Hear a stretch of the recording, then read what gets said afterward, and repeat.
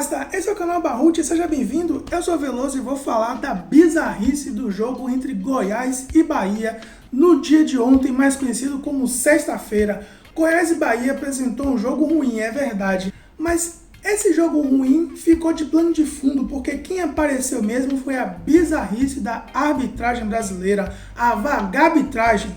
Por que vagabitragem? Porque são feitos de, mais do que incompetentes, são feitos de pessoas mal intencionadas. O quarteto dos horrores que foi apitar o jogo do Bahia. Os 4 árbitros cariocas mostraram que a arbitragem brasileira sim é uma arbitragem vagabunda.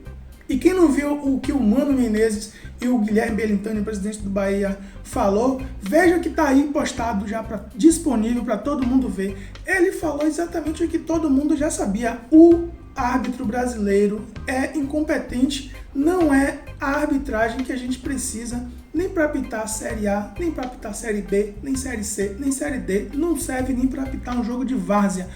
A tecnologia que a arbitragem tem hoje não era para estar cometendo tantos erros como cometem. E com isso a gente pode suspeitar sim de que esses erros eles são direcionados. Eles não são erros aleatórios cometidos por incompetência humana, e sim por vontade humana. O jogo teve 14 cartões, sendo 5 vermelhos, 4 para o Bahia. Fica claro, muito claro, de que aquilo ali se tratou de uma perseguição por conta do que aconteceu no último jogo contra o Fluminense Bahia. O senhor Rodrigo Carvalho de Miranda foi sim um árbitro de 5ª categoria e não poderia receber elogio melhor do que aquele que o Mano Menezes se referiu no jogo passado.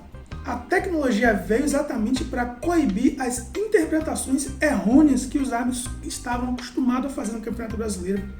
Tecnologia, dado o modelo que ele se utilize, só permite 2 opções, ou 0 ou 1, ou verdadeiro ou falso. Ou é sim ou é não, não cabe interpretação. E a gente tem visto nos jogos do Bahia que sempre há uma interpretação contra o Bahia. Um pênalti que seria a favor do Bahia no jogo, o árbitro interpreta que não é pênalti. Um pênalti igualzinho contra o Bahia, o árbitro interpreta que é pênalti. E aí? O que fica parecendo? De que foi o acaso, que foi coincidência? Lógico que não foi, lógico que não é. Isso não é porque é o Bahia em si. Eu entendo que não é contra o Bahia, mas sim, sempre há uma intenção da arbitragem em favorecer um time ou um outro no jogo. E infelizmente o Bahia está sempre no rol dos times que são desfavorecidos. Não que a gente queira que sejamos favorecidos por erro de arbitragem, mas que a arbitragem sim faça papel de arbitragem. E o que o árbitro brasileiro tem feito nos jogos, tanto de Série A quanto de Série B, quanto de Série C, é vagabitragem. Não tem outro nome. É vagabitragem e, para bom entendedor, meia palavra basta. O jogo, como eu disse, ficou de plano de fundo. Um jogo horroroso que o Bahia apresentou em campo. Um jogo horroroso que se perde. Eu tinha dito que se o Bahia tivesse perdido aquele jogo, pode dar o cartão de embarque para a Série B, porque não teria mais justificativa. Mas felizmente acabou não perdendo, mesmo com um a menos. E por que o Bahia teve um a menos? Por que o Bahia... Aí começou a arbitragem. Vou falar um pouco do jogo para chegar exatamente neste ponto que eu vou parar aqui. O jogo entre Bahia e Goiás seria o jogo onde o Bahia não teria dado o time do Goiás, que é um time fraco. É um time que está disputando a Série A com muita dificuldade. Não sei se consegue sair dessa situação. A gente não pode dizer que ele já está rebaixado, porque eu lembro de um campeonato onde o Goiás estava na lanterna no primeiro turno e no segundo turno fez uma campanha de campeão e conseguiu sair dessa situação. O próprio Goiás, não lembro o ano, mas eu lembro dessa campanha. O jogo era para o Bahia ter vencido. E por que o Bahia não venceu? Porque o Bahia continua sendo um time lerdo, time que não tem sangue, que não tem alma, que não tem garra, continua sendo o time do Roger Machado. A gente pode chamar o Bahia de Mano Menezes de um Bahia de Roger Machado 2.0, porque não tem diferença nenhuma. mostrou em alguns jogos alguma evolução, mas continua sendo o mesmo time medíocre, Você olha para o Gilberto em campo e você entende por que o Bahia não consegue vencer os seus jogos, porque o Bahia não consegue ter sucesso nas suas partidas, porque o Gilberto é medíocre e ele simboliza o que o Bahia é em campo. O primeiro tempo do Bahia foi um primeiro tempo que não existiu. O time é medíocre, o time não tem condições de vencer nem o Goiás, que está aí caindo das pernas, nem o Goiás, que não tem um time para disputar uma Série B.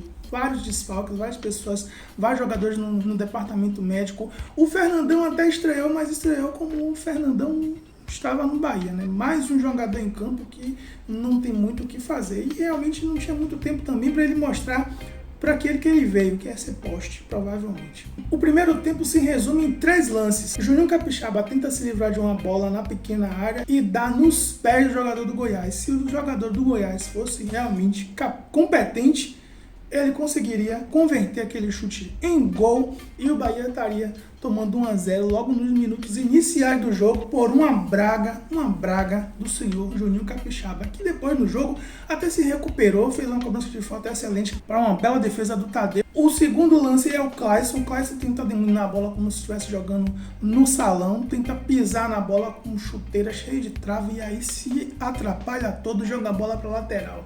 O terceiro lance foi exatamente uma cobrança de lateral do senhor Nino Paraíba, que ele tentou cobrar andando da sua área até o ataque do Goiás, e aí o juiz deu uma reversão. Ridículo.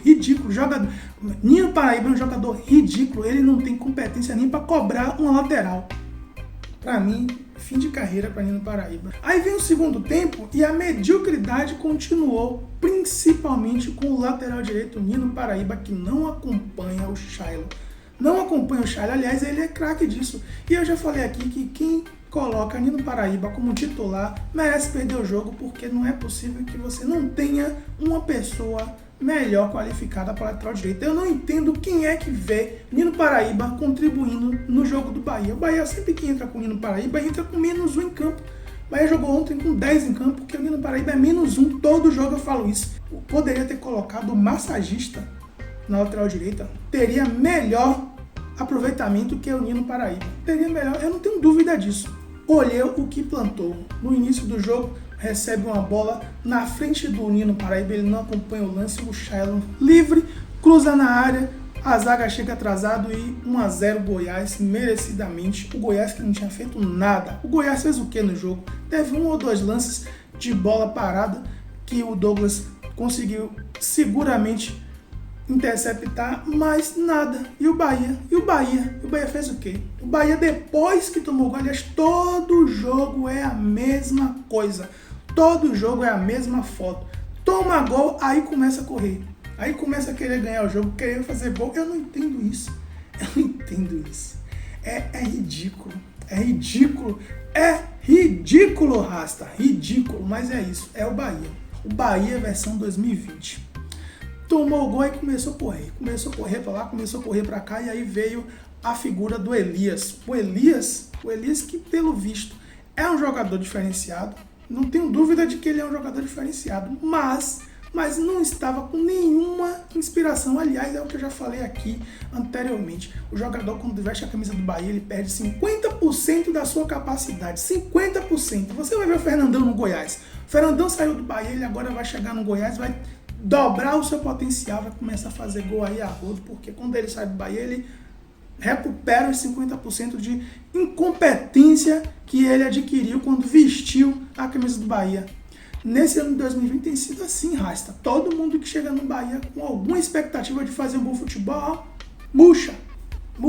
E foi isso que aconteceu com o Elias. O Elias teve 3 oportunidades claríssimas de chutar na direção do gol. Não é nem de fazer o gol, não vou nem dizer assim, ele teria 3 chances claríssimas de fazer o gol, porque o Tadeu é um excelente goleiro, poderia ter feito milagre e defendido, mas nem na direção do gol os chutes do Elias foram chutes de cara pro gol. 2 chutes e uma cabeçada que ele não coloca na direção do gol. E aí o Bahia colocou o Elber em campo. E em um lance bizarro, onde o árbitro teria que ter marcado a falta, o juiz não marcou. O Elber, garoto, foi chamar o juiz de filho de um árbitro brasileiro. Seu filho da... Marca essa falta, seu filho da árbitro brasileiro. E aí o árbitro, que já veio mal intencionado, sabendo, procurando alguma brecha para prejudicar o Bahia, foi lá e aplicou um vermelho direto. E aí ele saiu caladinho, sem falar nada. Era para ele continuar ali elogiando o árbitro todo. Não a mãe do árbitro, mas o árbitro. O árbitro merecia ser elogiado desde aquele momento, mas não aconteceu. E aí, o Bahia que já tinha perdido o Rossi, que quando foi substituído saiu chutando os copos d'água, e aí também tomou um cartão amarelo ou um vermelho e foi também expulso. Mas aí eu te digo o seguinte, Rasta, o Bahia perdeu o Rossi e o Elber para o próximo jogo. São dois jogadores que não vai fazer falta. Vai fazer falta só no banco, porque para mim os dois deveriam continuar no banco, tanto o Rossi quanto o Elber. E o Bahia pode colocar tranquilamente o Marco Antônio e o Fecim para começar o jogo contra o Atlético Mineiro, que pelo contrário vai ganhar em qualidade no ataque do Bahia. O Mano Menezes, que não é besta nem nada, ficou quietinho e o seu auxiliar foi que foi para a beira do gramado reclamar. O Mano já sabia que ia dar merda, já sabia. Então ele ficou ali quietinho esperando só a merda acontecer. E aí quem foi para Boi de Piranha? O auxiliar técnico do Bahia, que começou a reclamar. O assoprador de apito veio e deu cartão vermelho direto, expulsando o auxiliar técnico do Bahia. Eu vi naquele lance ali que se tratava de vingancinha. O árbitro vestiu a carapuça e aí começou a mostrar sua vagabundagem. Primeiro foi o auxiliar técnico do Bahia. O Bahia, com um a menos, continuou atacando, dessa vez com o Fecim, que entrou mais uma vez muito bem, driblando pra caramba, sofre um pênalti na pequena área, sofre uma entrada por trás e aí faltou a inteligência do Fecim. Naquele primeiro lance que ele tomou essa pancada, ele caía. Ele já caía naquele lance, mas não, ele segurou um pouco, mas aí deve ter doído e aí ele caiu 2, 3 segundos depois. Foi o suficiente para a vagabitragem não dar o pênalti. O árbitro que foi chamado pelo VAR continuou, manteve a sua posição e não deu pênalti. E o Bahia não vai ter pênalti a favor mais nunca nesse campeonato, mais nunca, depois do episódio contra o Fluminense. A arbitragem que vai vir apitar o jogo do Bahia vai sempre olhar o Bahia com um olhar carinhoso, isso aí é fato. Mas enfim, quis o destino que o Bahia, menos um em campo, e o Fecim, que tem mostrado alguma qualidade no ataque do Bahia sempre que entra, conseguiu dar um chute no cantinho sem defesa para Tadeu e empatar o jogo aos 49 minutos do segundo tempo. Eu tenho certeza que o árbitro ficou puto da vida com aquele gol. Eu tenho certeza que ele consultou ali 4.605.000 futuros para tentar anular aquele lance e não encontrou. E aí teve que dar o gol e o Bahia empatou. O senhor Mano Menezes, talvez satisfeito com o resultado, foi falar com ironia com o árbitro. Ironia! Foi fazer uma ironia. E aí, Rasta, era tudo que o vagárbitro queria para expulsá-lo. Ele foi falar, parabéns, vocês hoje queriam fazer o resultado e não conseguiram, parabéns. Aí, vermelho direto. Lógico que aquele vermelho foi por conta do jogo do Fluminense, do episódio do jogo do Fluminense. Quem não viu o que o Mano Menezes falou, eu postei um vídeo aí sobre a fala do Mano Menezes pós-jogo. Ele fala que essa expulsão foi por conta do jogo passado e que durante a semana, em vários jogos, os árbitros comentavam muito sobre essa postura do técnico e não tinha nenhum outro técnico comentando sobre a postura da arbitragem. Eu acho que é preciso balancear. Ele tinha toda a razão. Com o resultado de empate, o Bahia acabou saindo da zona de rebaixamento, mas está ali praticamente, virtualmente na zona de rebaixamento, porque o Atlético Paranaense, que tem 15 pontos, tem um jogo a menos que o Bahia, que tem 16 pontos. E o Coritiba, que tem 16 pontos, está perdendo no saldo de gol, que tem um saldo de gol menos pior que o Bahia, menos 5 a menos 7, enfim. O que é que vai acontecer segunda rasta? Bahia e Atlético Mineiro. eu só sei de uma coisa: se tiver mais protagonismo negativo da arbitragem, é um indício de que vão perseguir o Bahia até a Série B. Bora ver o que vai acontecer. Bora, Bahia! Bora, Barruts!